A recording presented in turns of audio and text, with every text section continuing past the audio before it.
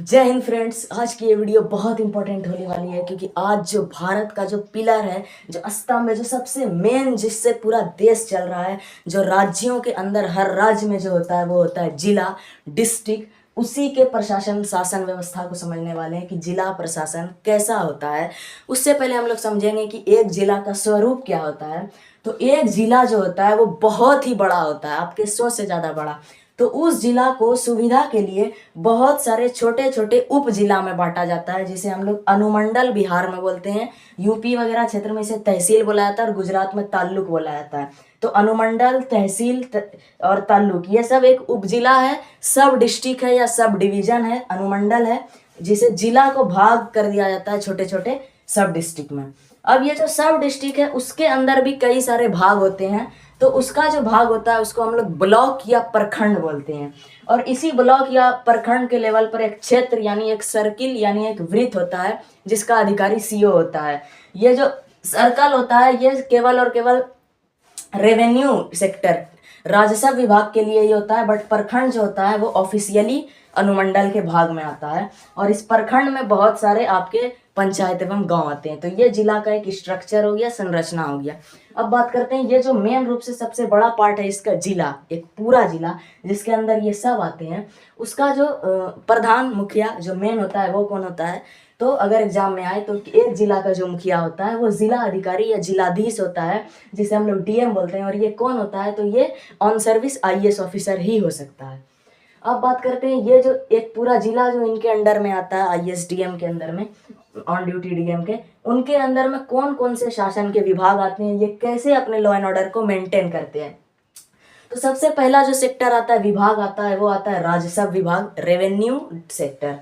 इसका जो सबसे मेन हेड होता है वो पदेन जिलाधिकारी यानी कि ऑन पोस्टेड डिस्ट्रिक्ट मजिस्ट्रेट होता है। और जब ये इस वर्क पे रहता है तो इस सेक्टर में इसका नाम कलेक्टर होता है। इसका नाम क्या होता है, कलेक्टर। और ये भी एक आईएएस ऑफिसर ही हो सकता है। और कलेक्टर को डिस्ट्रिक्ट लेवल पर हेल्प करने के लिए एक Indian revenue service IRS officer की नियुक्ति की जाती है। तो ये इनको हेल्प करके रिपोर्ट वगैरह देते हैं। अब जब जिला बढ़ता है अनुमंडल यानी कि सब डिस्ट्रिक्ट में, तो उस सब डिस्ट्रिक्ट का जो हेड होता है, मुखिया होता है, वो होता है एक एसडीएम, सब district of sub divisional magistrate, या एसडीओ तो सब डिस्ट्रिक्ट ऑफिसर। वो एक एसडीएम होता है।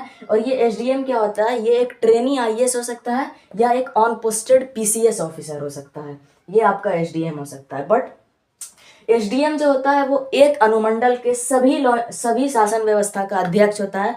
परंतु जब ये रेवेन्यू कलेक्ट कर रहा होता है, राजस्व, तो उसको हम लोग तहसीलदार बोलते हैं। तहसीलदार बोलते हैं क्योंकि तहसीलदार, तहसील इसी को बोलते हैं, राजस्व कलेक्ट। ये पीसीएस ऑफिसर ही हो सकता है। और एक तहसील जो मैंने बताया अभी, उसके अंतर्गत में राजस्व यानी रेवेन्यू टैक्स कलेक्ट करने के लिए बहुत सारे एक क्षेत्र आते हैं जिसे हम लोग सर्किल बोलते हैं। सर्कल यानी उसे हम लोग हिंदी में वृत्त बोलते हैं। और एक सर्कल का जो टैक्स कलेक्ट करने के लिए, हेल्प करने के लिए होता है, वो एक सर्कल ऑफिसर नियुक्त होता है जिसे हम लोग सीओ बोलते हैं। और ये सीओ किससे लेखा जोखा मानता है, छोटा मोटा जो पंचायत स्तर पर, गांव के स्तर पर होता है, उसको हम लोग लेखपाल बोलते हैं या पटवारी बोलते हैं। यही लेखा जोखा सीओ को देता है, सीओ तहसीलदार को। तहसीलदार तो एक एसडीएम ही होता है। ये आपको आईआरएस को सबमिट करेगा या डायरेक्ट कलेक्टर को सबमिट करेगा। तो ये पूरा रेवेन्यू सेक्टर था। इसका मैंने देखा कि इसका भी जो हेड हुआ वो आपका फिर से डीएम ही हुआ, कलेक्टर हुआ। उसके बाद जो सेकंड सेक्टर आता है, जो सबसे इंपॉर्टेंट सेक्टर है एक जिला में, कानून व्यवस्था को बनाए रखना, लॉ एंड ऑर्डर मेंटेन करना। तो एक जिला में लॉ एंड ऑर्डर का जो सबसे ज्यादा जो हेड होता है, मुखिया होता है, उस वर्ग पर उसको हम लोग बोलते हैं जिला पदाधिकारी, जिला अधिकारी या डिस्ट्रिक्ट मजिस्ट्रेट।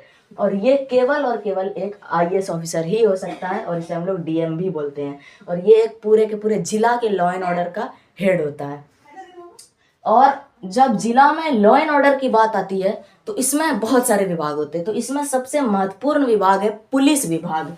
तो ये सबसे पहले तो ये पूरा लॉ एंड ऑर्डर डीएम के अंडर आया। उस लॉ एंड ऑर्डर का जो सबसे इंपॉर्टेंट विभाग है पुलिस विभाग, वो पुलिस विभाग का एक जो अध्यक्ष होता है कि नहीं तुमको पूरा पुलिस विभाग संभालना है, वो जो अध्यक्ष होता है वो होता है एसपी, सुप्रीडियंट ऑफ पुलिस बोलते हैं। और ये कौन होते हैं, तो ये एक आईपीएस अधिकारी होते हैं, इंडियन पुलिस सर्विस के अधिकारी होते हैं।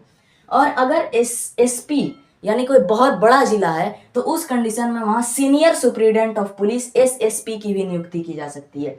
और अगर एसपी किसी छुट्टी पर गए हैं तो उसका काम करेगा यानी उप एसपी जो होता है वो होता है एडिशनल सुप्रीडियंट ऑफ पुलिस, इसे हम लोग एएसपी बोलते हैं। इसी प्रकार अगर डिस्ट्रिक्ट मजिस्ट्रेट डीएम कहीं गए हुए हैं, छुट्टी पर हैं, तो उनका जो सारा कार्यकाल संभालता है वो होता है एडिशनल डिस्ट्रिक्ट मजिस्ट्रेट, जिसे हम लोग एडीएम बोलते हैं। ये भी एक आईएएस ऑफिसर ही होता है और ये बस डीएम बनने ही वाला होता है, तब उसे सीखने के लिए एडीएम का पोस्ट दिया जाता है। तो ये हो गया। तो आपने देखा कि पुलिस विभाग भी इनडायरेक्टली डीएम के ही अंडर में आता है, बट उसका जो औपचारिक मतलब मेन रूप वास्तविक जो ये दिया जाता है कि आपको संभालना है जो सारा भार, वो आपका एसपी के पास रहता है। ये एसपी पूरे जिला के पुलिस का हो गया। अब जिला को मैंने बोला बहुत सारे अनुमंडल में बांटा गया, तो प्रत्येक अनुमंडल में जो बांटा गया या उस अनुमंडल के जो क्षेत्र में बांटा गया सर्कल में, उसके जो पुलिस विभाग होगा, उसका जो पुलिस विभाग होगा, उस पुलिस विभाग का अध्यक्ष होगा आपका डीएसपी यानी कि आपका डिप्टी सुप्रीडियंट ऑफ पुलिस बोल सकते हैं, या हम लोग बोल सकते हैं सब डिविजनल सुप्रीडियंट ऑफ पुलिस। या आपका एक पीसीएस अधिकारी होता है जनरली, जो कि उस क्षेत्र में जितने 4 या 5 थाने अगर आए एक अनुमंडल में तो उसका अध्यक्ष होता है। लेकिन डीएम के ही प्रकार जो अनुमंडल की पुलिस विभाग के साथ साथ जितनी लॉ एंड ऑर्डर मेंटेन करनी होती है, वो सारा का जो अध्यक्ष होता है एक अनुमंडल में, वो आपका एक एसडीएम होता है। कौन होता है? एक एसडीएम। और ये एक ट्रेनी आईएएस ऑफिसर हो सकता है या ऑन पोस्टेड पीसीएस ऑफिसर हो सकता है। ये आपका कंप्लीट हो गया।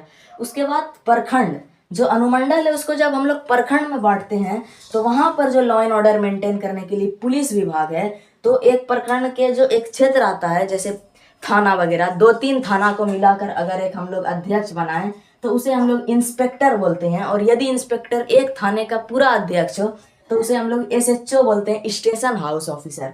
और वहीं पर जो केवल और केवल एक थाना का अध्यक्ष होता है, थाना अध्यक्ष, तो वो जो होता है जनरली सब इंस्पेक्टर होता है, दरोगा, एसआई जिसको हम लोग बोलते हैं। और ये जब थाना का अध्यक्ष रहता है तो इसे हम लोग स्टेशन ऑफिसर एसओ बोलते हैं।